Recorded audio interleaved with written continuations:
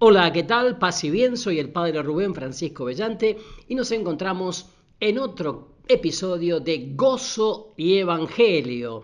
Bueno, con el cual queremos ayudar a caminar como discípulos misioneros a catequistas, evangelizadores, en fin, misioneros y también agentes de pastoral y todos aquellos que como bautizados quieren crecer en la fe y dijimos que estábamos desarrollando lo que se llama el Seminario de Vida en el Espíritu Santo con los pasos del querigma, es decir, el anuncio con poder de la persona viva de Jesús.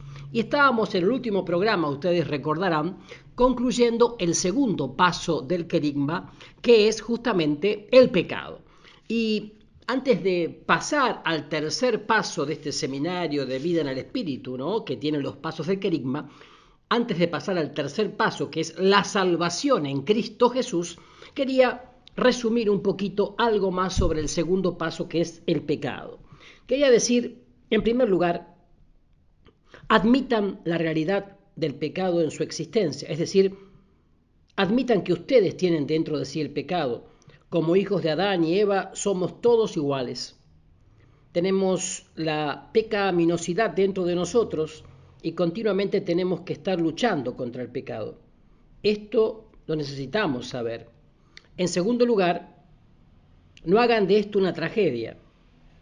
El hecho de que estemos así no quiere decir que Dios nos desprecie. Dios no ama solamente a los que no son pecadores, a los que no cometen pecados, más aún. Nosotros sabemos, de tal manera amó Dios al mundo que le dio su propio Hijo, para que todo aquel que crea se salve. Juan 3:16. Y sabemos lo que dice Jesús. Yo no vine para los justos, sino por los pecadores. Aquí entramos a algo aún más profundo. Dense cuenta cómo ahora, una vez que hayamos admitido la segunda pierna del pecado en nuestras vidas, entonces sí empezamos a movernos. Les voy a decir algo más. Empezaremos a conocer el amor de Dios para nosotros en la medida que empecemos a reconocer el pecado en nuestra vida. Y al revés, comenzaremos a conocer más a fondo nuestro pecado en la medida que conozcamos más a fondo y experimentemos más a fondo el amor de Dios. O sea que quede claro, Dios no nos desprecia. Quizá otra vez por alguna reacción correspondiente a nuestra infancia estemos nosotros pensando que, como somos pecadores, Dios está muy enojado con nosotros y eso nos hace sentir muy mal. No, así no podemos acercarnos a Dios. Esto lo he visto en muchas personas. Dicen, yo me porté muy mal, ¿cómo voy a acercarme a Dios? ¿Cómo ir a la iglesia si yo me porté mal? Bueno, precisamente porque te portaste mal, digamos, acércate. O si no, otras personas que dicen, mira cómo sos, ¿eh? Entonces, ¿de qué te sirve que vayas a la iglesia?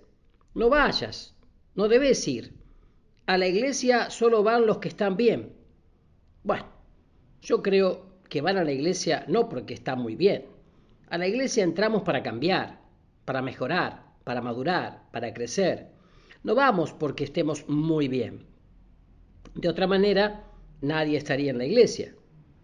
Todos somos pecadores. La iglesia es un lugar donde nos metemos todo lo peor que hay en la humanidad para que salgamos santos.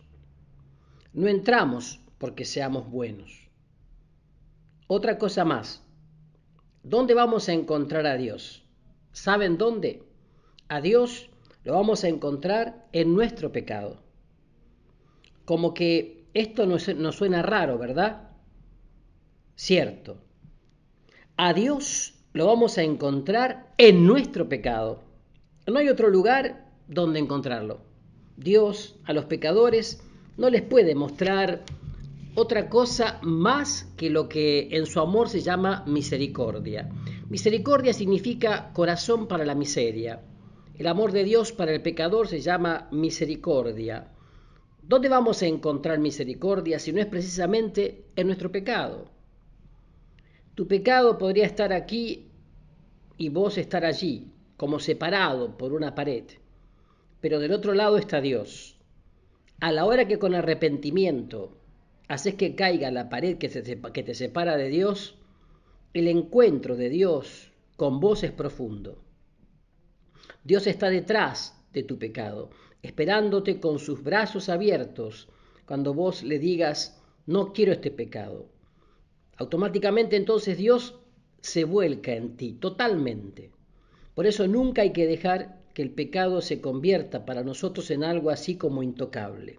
No, es como lo más normal de nuestra vida, pero hay que hacer de ese pecado el lugar de nuestro encuentro con Dios. Consiguientemente, hay que saber vivir con nuestro pecado, o mejor dicho, con nuestra pecaminosidad. Hay que saber vivir, no hay que decir voy a cometer todos los pecados. No, eso no, al contrario, hay que decir no quiero el pecado. Pero hay que decir también no puedo por mí mismo quitármelo. Y podemos decir también de esa pecaminosidad tengo que hacer la ocasión de mis encuentros con el Señor. Donde yo esté con capacidad de pecar o donde yo esté cometiendo el pecado, tengo que encontrar al Señor Dios que está cerca, junto a mí, dándome su mismo ser. ¿Ven cómo es importante caminar con los dos pies? A la hora que nosotros encontremos estos dos pies, sabremos adelantar y con el conocimiento de nuestra pecaminosidad, encontrar el amor de Dios. Encontraremos la manera de vencer al pecado en nuestras vidas. Caminar así es como Dios quiere que avancemos.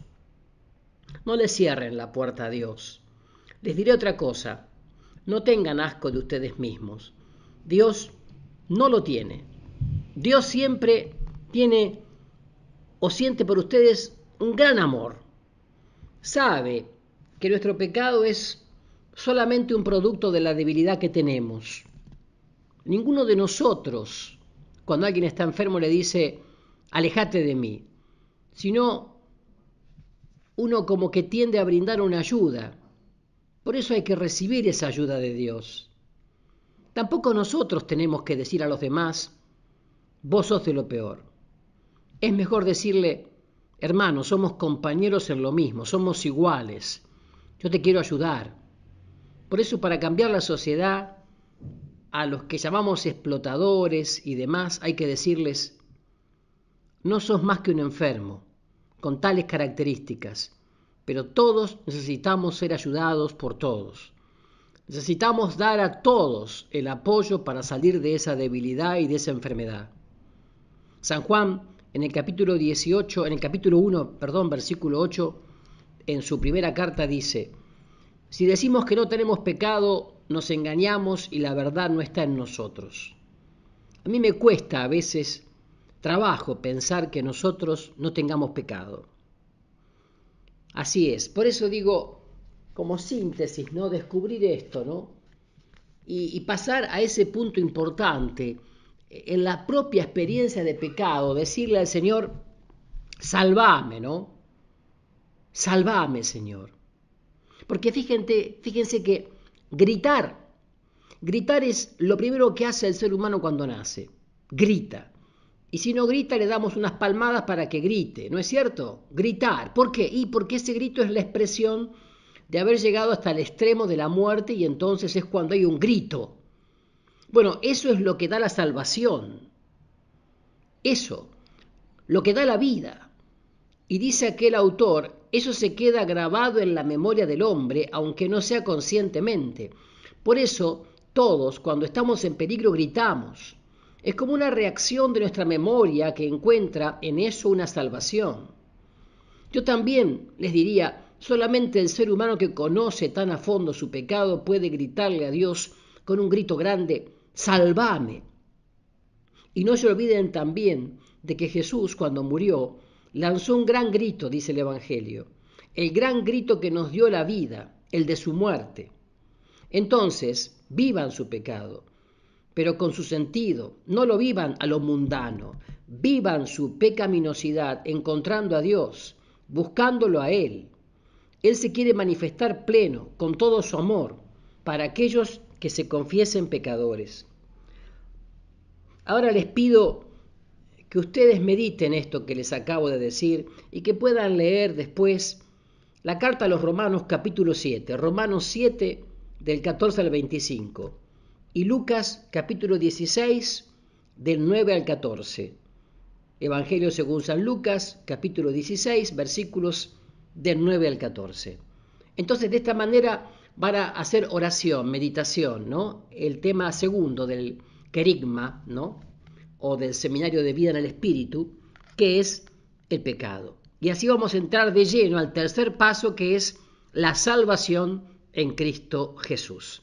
La salvación en Cristo Jesús, tercer paso del querigma en el seminario de vida en el Espíritu. Así que no se vayan, que ya regresamos con más gozo y evangelio. Ya estamos de regreso con más gozo y evangelio para ver el tercer paso del querigma o del seminario de vida en el Espíritu Santo. Y el tercer paso es la salvación en Cristo Jesús.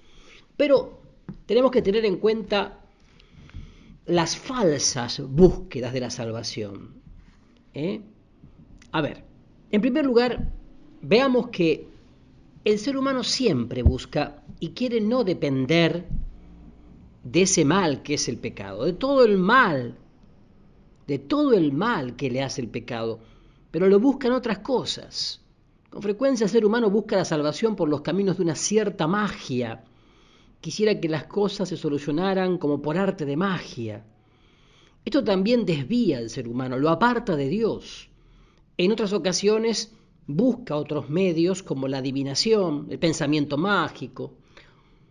Hoy por hoy las tan difundidas a veces misas de sanación, ¿no? También los orientalismos, el Reiki, ¿no? Toda esta cosa muy de la New Age, de la nueva era. El hombre busca la salvación, quisiera que las cosas se solucionaran como por arte de magia, y esto también desvía al ser humano, lo aparta de Dios. En otras ocasiones busca otros medios, como dije, la adivinación, busca también a veces la ciencia, la salvación, ¿no? No sé, a mí me llama la atención cómo hay mucha gente que en los últimos años, por lo menos allá donde uno vive o donde uno está, busca soluciones en cosas que se dicen científicas, pero que no es ciencia, sino falsa ciencia. Aquello que se llama control mental, o lo que le llaman también metafísica, mal llamada, ¿no? Así, muchas otras cosas. Otros buscan a través de cosas que tienen que hacer el ser humano, digamos, cierto tipo de oración o técnicas de oración, y con esto el ser humano quiere salir de esta situación en que se encuentra. No precisamente que tenga conciencia del pecado, sino que tiene deseos de salir de esa situación que lo está angustiando. Pero en esta búsqueda, el ser humano cada vez más se va hundiendo en cosas peores, se enreda, se desvía, precisamente porque no encuentra la verdadera salvación.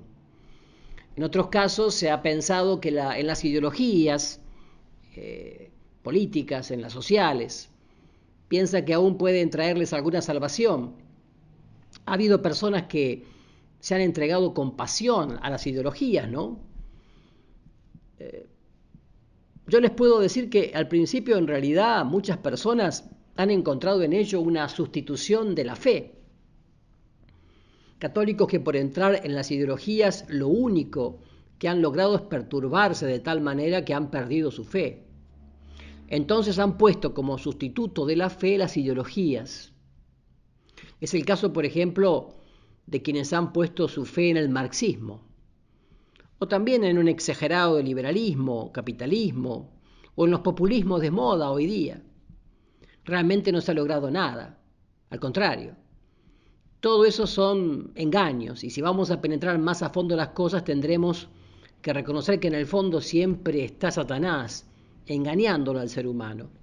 Es que nos cuesta a nosotros pensar que una cosa tan simple como darle nuestra fe a Jesucristo nos pueda salvar. El ser humano quisiera ver siempre algo así como una ideología, ¿no? El ser humano dice, con esto vas a lograr esto y esto otro y vas a tener la salvación. Así promete muchas cosas que nunca llegan. La magia también lo promete, también las falsas ciencias te prometen esto y aquello otro, pero eso nunca llega. Por eso hablamos de la salvación en Cristo Jesús.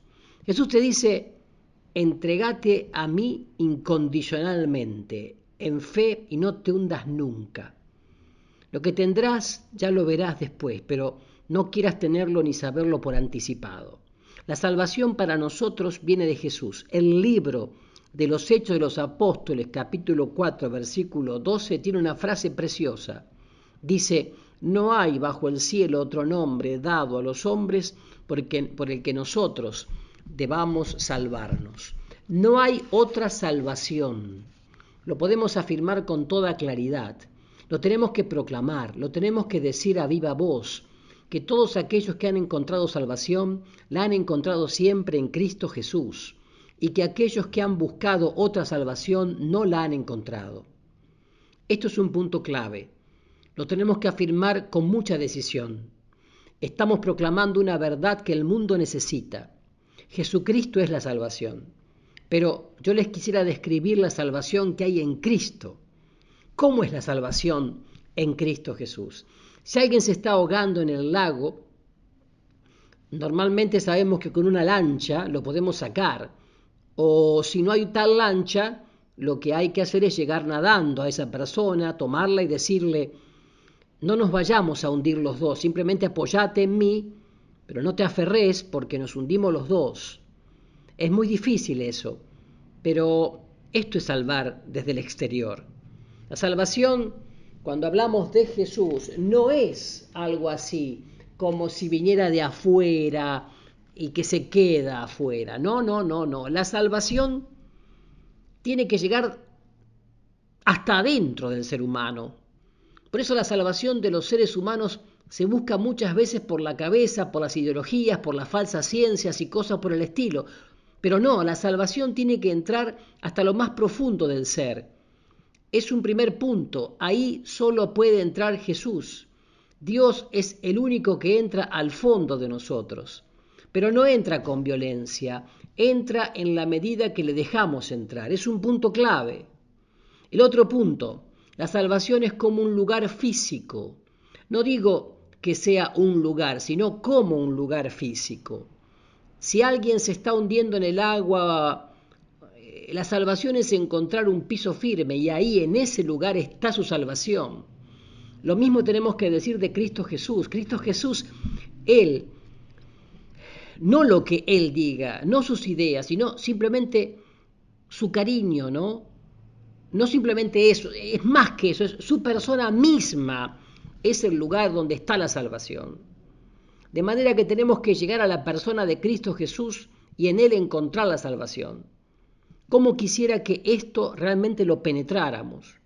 Yo no puedo explicárselos más, pero es cosa que ustedes se pongan delante de Dios y allí delante de Él les explique esta verdad. La salvación tiene que entrar en nosotros y nosotros tenemos que entrar o llegar hasta la salvación.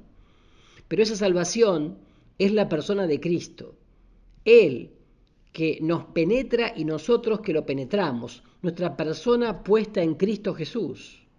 Jesús es enviado por el Padre, solo por amor a los hombres. Él nos revela, nos descubre con sus palabras y sus acciones quién es el Padre y cuál es la voluntad del Padre. El tiempo se ha cumplido, dice Jesús en el Evangelio de Marcos, y el reino de Dios está cerca. Conviértanse y crean en la buena noticia. El reino de Dios es la salvación.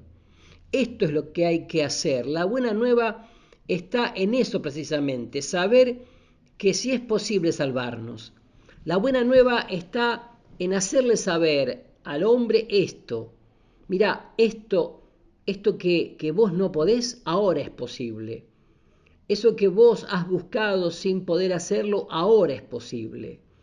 Ese dominio o esa esclavitud que te impone el pecado y que no podés vencer, ahora es posible vencerla. Esto es la salvación. Eso solo lo podemos hacer puestos en Cristo Jesús. El Hijo del Hombre ha venido a buscar y salvar lo que estaba perdido. Lucas 19:10. El Hijo del Hombre se manifestó para vencer las obras del diablo. Primera de Juan 3:8.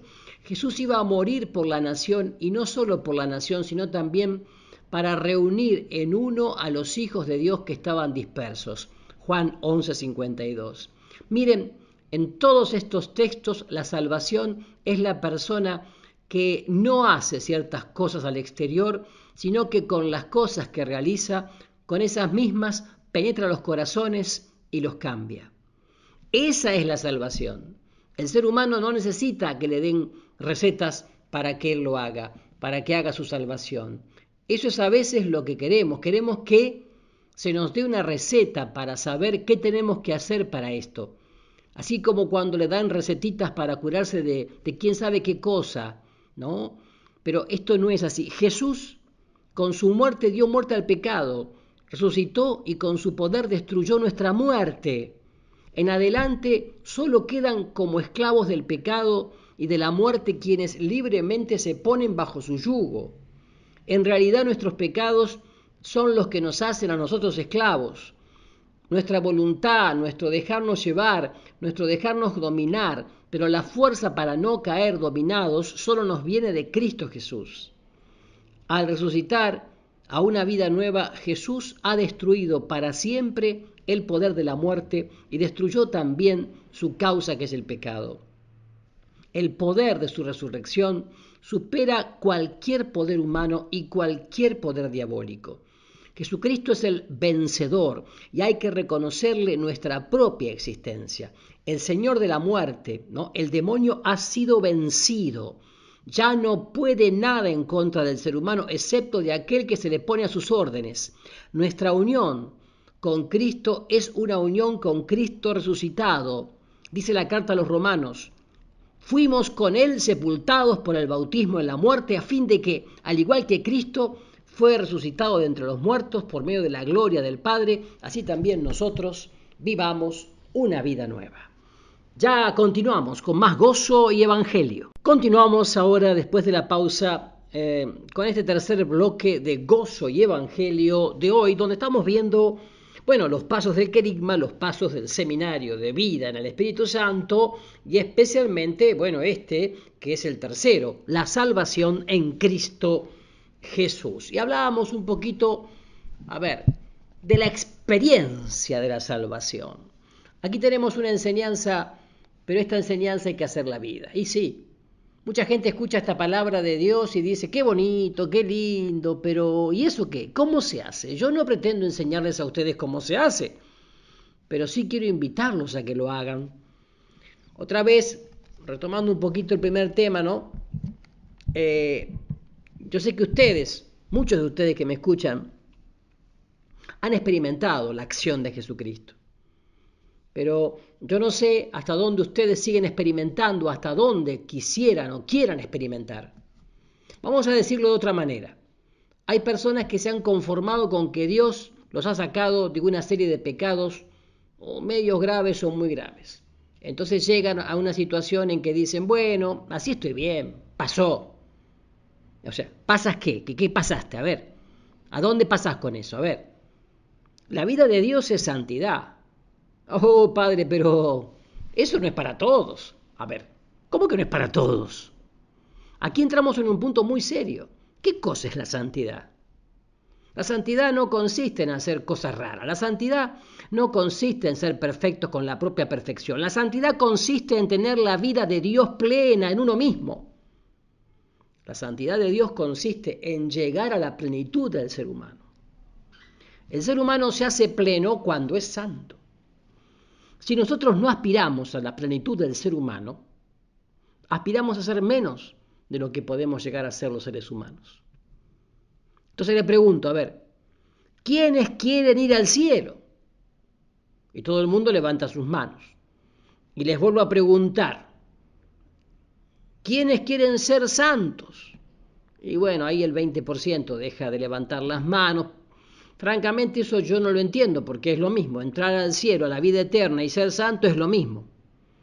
Y aquí, ahí está también mucha gente de la renovación carismática, que en el fondo, a la hora de levantar manos y decir aleluya, gloria a Dios, amén, derramarse en el suelo en supuestos descansos en el espíritu, hablar supuestos dones de lengua, son mandados a hacer. Mandados a hacer, tienen un folclore propio. Pero, yo les quisiera preguntar si aspiran a la santidad o aspiran a estar como están. Porque hay grupos de oración de la renovación carismática que hace 30 años vos entrás y es siempre lo mismo, el mismo folclore. En el fondo han encontrado ustedes algo muy bueno y nos decimos, pero si ya estamos bien, si te quedás allí, tené cuidado, Mejor entregate plenamente, mejor decidite plenamente a vivir la santidad. Y cuando estoy hablando de santidad, estoy hablando de otra cosa que es lo mismo, la salvación. Sí, la salvación sí. La salvación que no consiste nada más que en el primer paso que nos parece muy grande. La salvación consiste en llegar a la santidad. Esa es la salvación plena. Por tanto, les diría, no se conformen con ser seres humanos a medias. Está el ser humano hecho para ser lleno de Dios. Si no está lleno de Dios, no ha llegado a ser hombre pleno, no se conformen ustedes simplemente con no tener unos pecados muy grandotes, porque el ser pecador lo traes ahí dentro. No se trata de no cometer pecado solamente. El día que menos pienses, si no estás lleno de Dios, el pecado va a brotar y vas a cometerlos aún peores, como ni siquiera lo has sospechado. No te conformes, por tanto, con ser, como decimos, una persona buena. ¿Buena para qué? No. Buenudos tampoco. Nosotros tenemos que llegar a ser lo que Jesús nos dijo. Sean perfectos como el Padre Celestial es perfecto. Mateo 5:48. Por tanto, aquí entramos a una cosa importante. Jesús mismo nos dijo esto.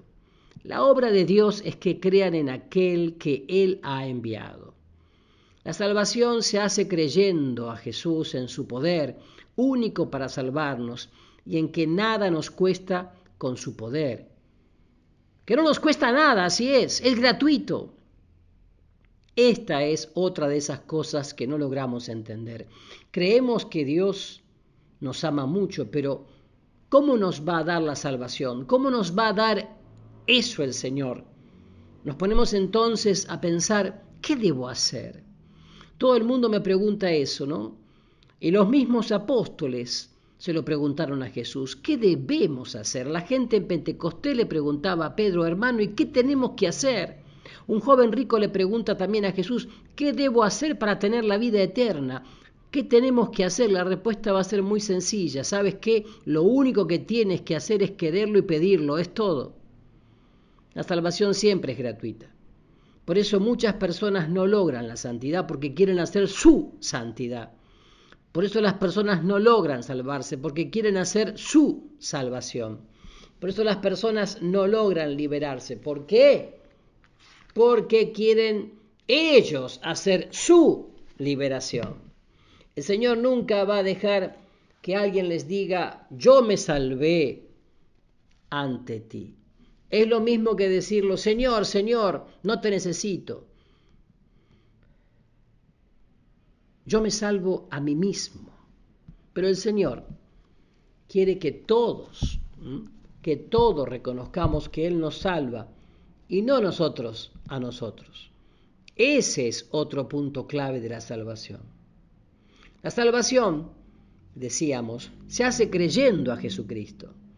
En ese sentido, lo que no puedo por mí mismo, me lo apropio y lo hago con confianza, tomándolo del costado traspasado del Señor. El Señor está lleno de misericordia y lleno de salvación. Nos dice el Salmo 119, muchas son tus misericordias, oh Señor. Entramos a un problema más todavía, el problema de la propia justicia. ¿Cómo les explicaría este asunto? Miren, estamos muy mal acostumbrados por nuestra cultura. Estamos acostumbrados a que nos aprecien por lo que somos, es decir, porque somos así, porque somos asá, porque tenemos cultura, porque hablamos bien, porque somos agradables con nuestra conversación, y por el contrario, nos desprecian porque somos personas aburridas o porque somos de una manera o de otra. Entonces, toda la vida estamos luchando por aparecer lo que no somos. Creemos así llegar ante Dios también de la misma manera. De la misma manera. Yo recuerdo que vi una película que se llamaba Con las manos vacías, y esa película mostraba en el fondo esto: una persona que había vivido y no tenía nada que presentarle a Dios, que decía, eso no se puede, eso no se puede. Sin embargo, la realidad siempre va a ser esto: si entras al cielo no va a ser porque te lo merezcas, sino gratuitamente. La realidad también va a ser esta: te vas a salvar y te estás haciendo tu salvación, pero recibilo gratis. Mientras te pongas la careta de que estás haciéndolo vos, no vas a recibir nada. Hablamos ya de este texto de Jesús que dice: las prostitutas y los ladrones y los publicanos se nos adelantan al reino de los cielos, porque ellos son tan pecadores que reconocen su pecado y de ello no tienen nada que decir, como, bueno, yo soy el que... Por eso Dios se les vuelve a ellos con todo su corazón. Jesús vino por los pecadores y no por los justos. Estos justos están detrás de aquellos que dicen o que piensan que no son como los demás hombres. No soy como el publicano, etc. No, Dios me libre. Yo ayuno 3 veces por semana, doy limosna, estoy en grupos de oración, comulgo y qué sé yo cuántas cosas. Cuidado, cuidado. Ese es exactamente el papel de los fariseos. Aquí hay una cosa. A esos precisamente son los únicos que Jesús no puede salvar. Así que mucha atención. Nosotros necesitamos ponernos delante de Dios con toda humildad, reconociendo nuestro pecado y diciéndole: quiero recibir gratis tu salvación. Parece que los que somos muy soberbios nos cuesta recibir gratis, ¿verdad? Si no hemos hecho nada, ¿cómo podemos decir hemos recibido esto? Entonces, bendito sea Dios por los pobres.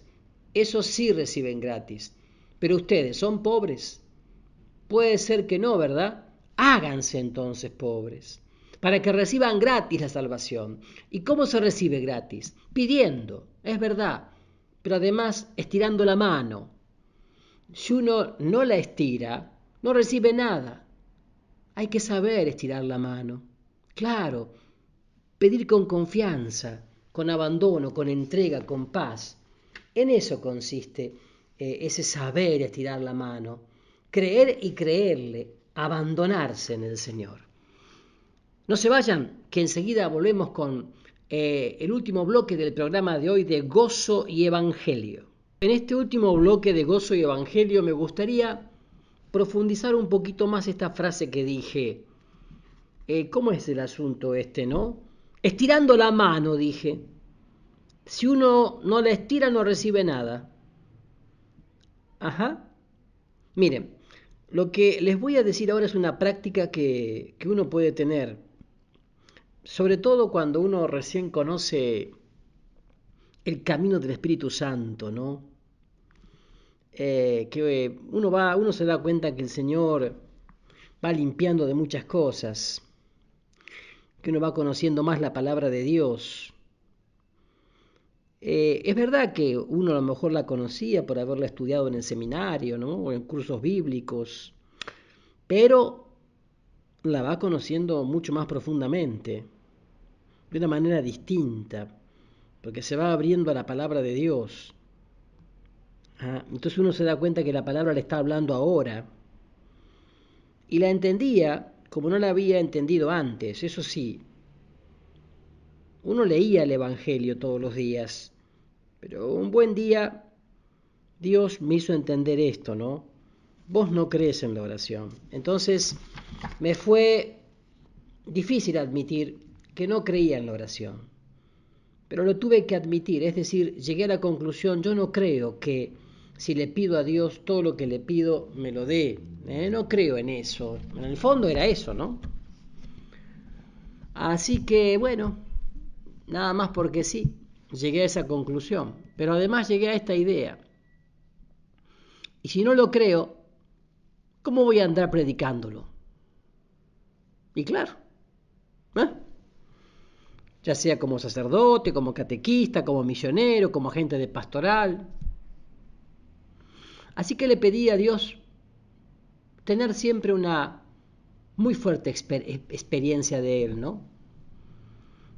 Como decir, bueno, voy a tener que pedir algo y voy a creer que esto se haga realidad. Entonces empecé un caminito. Y ese caminito fue así, por ejemplo, voy a pedir al Señor porque necesito 100.000 pesos. Pero yo ¿para qué quiero 100.000 pesos? Y lo primero que me vino fue, ¿para qué lo quiero? Entonces saqué una conclusión muy importante. No puedo pedirle al Señor una cosa tonta. No lo debo pedir. Es lo primero que me vino a la cabeza. Entonces, ¿qué hay que pedir? También la palabra de Dios me enseñó otras cosas. Me enseñó, por ejemplo, en la primera epístola de Juan, una frasecita que es muy hermosa. En esto está la confianza que tenemos en Él, en que si le pedimos algo según su voluntad, nos escucha. Entonces tengo que pedir algo que sea de acuerdo a su voluntad. Y la primera cosa que me vino a la cabeza fue, ¿y yo qué sé cuál es la voluntad de Dios? Pero muy pronto, me tuve que responder, sí, vos sabés bien cuál es la voluntad de Dios, pero otra cosa es que vos la quieras. Entonces me di cuenta de que yo tenía que pedir, pero el que pide tiene que pedir eso. Tengo que querer y pedir lo que Él quiere. A la hora que Él quiere y yo quiero, entonces lo que pido me lo concede. Es un punto clave esto, ¿eh? La segunda cosa que me di cuenta es cómo pedirle a Dios para que me salga esto. Porque si le pido una cosa que Él quiere y que yo quiero, que es fácil por otra parte, ¿cómo voy a saber que Él me la da o que tuve la fuerza para hacerlo?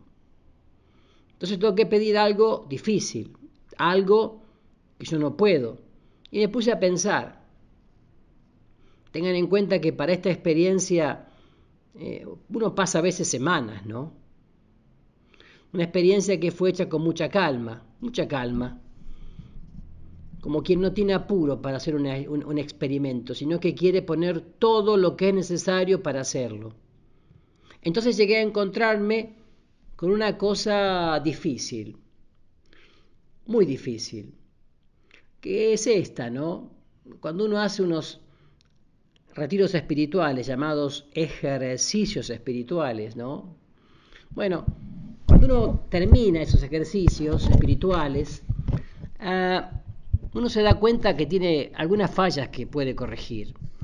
Y bueno, es un camino difícil entender esto, porque uno se cree que es perfecto, ¿no? Entonces, cuesta entender que hay cosas que puedo corregir, cuesta mucho entender eso. Entonces, el primer día, con el gusto de aquella experiencia, tuve 8 puntos buenos y apenas 3 puntos malos. Muy bien, me dije, muy bien. Pero al segundo día bajaron a 6 buenos y como 4 o 5 malos al hacer el examen de conciencia, ¿no?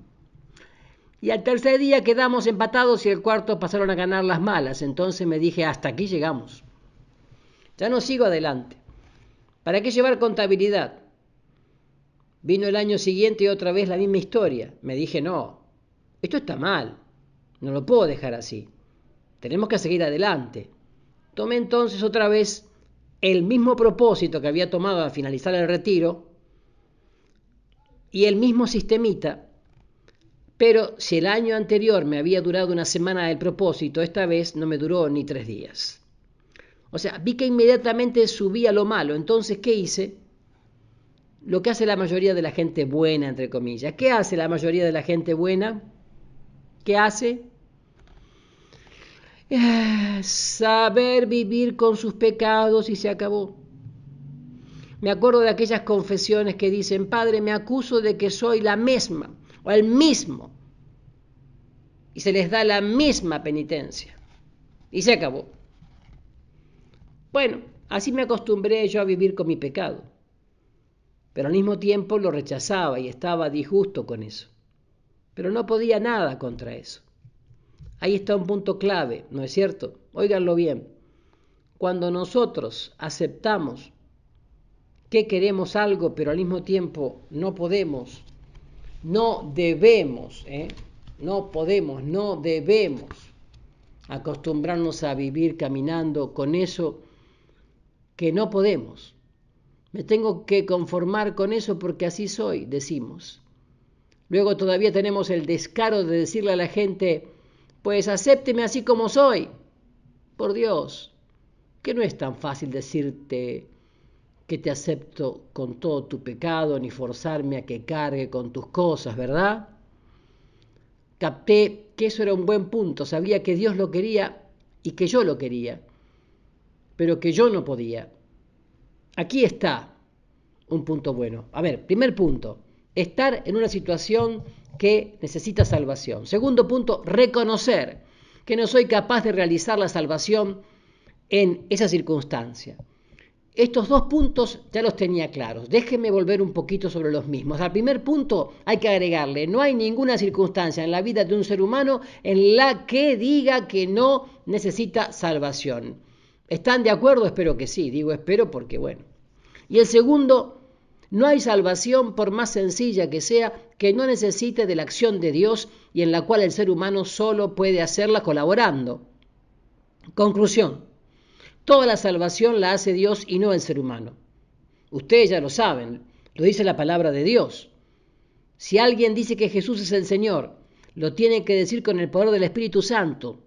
Nadie puede decirlo si no es por el poder del Espíritu. Es muy fácil decir Jesús es el Señor, te parece fácil, pero no es cuestión de repetir como una grabadora, como un disco rayado, decía mi abuela, sino decirlo con la vivencia que ello supone. Bueno, ahora, ya que ha llegado a estos momentos, me digo, ¿ahora qué tengo que hacer? Bueno, pedirlo. Entonces me di cuenta y le pedí la gracia a Dios por esa experiencia, porque fue preciosa. Consciente de mi pecado, consciente de mi pecaminosidad, yo seguía viviendo en paz, tratando de ver claro con mi inteligencia iluminada por la palabra de Dios lo que había que hacer. Me di cuenta que tenía que pedir. Pero ¿cómo hay que pedir? Entonces también me di cuenta que Dios no necesita que se lo pida con muchas palabras y muchas cosas. Hay personas que se llegan a Dios y le piden tantas cosas que Dios se atraganta de tanta palabra que le diríamos. Detrás de esas oraciones, así dichas y hechas, en el fondo se esconde la necesidad de convencerse a sí mismo que lo que uno está pidiendo está bien pedido. Y no es que Dios necesite todo eso, sino que yo quiero convencerme a mí mismo que lo que estoy haciendo lo estoy haciendo bien y de que tengo derecho a pedirlo y de que es importante que yo lo pida. Entonces, déjenme decirle otra cosita, ya terminamos, para que lo puedan entender.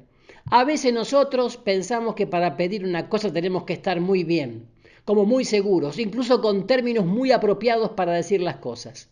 Y no es así, no es así. Simplemente hay que hablar con el corazón. Simplemente hay que poner el corazón en el corazón de Dios y pedir y rogar con confianza, con abandono, con entrega, con paz, de la mano de María. Que a través de ella te bendiga el Señor. Y en el próximo programa vamos a seguir entonces con más gozo y evangelio, con los pasos del querigma y el seminario de vida en el Espíritu. Paz y bien para todos.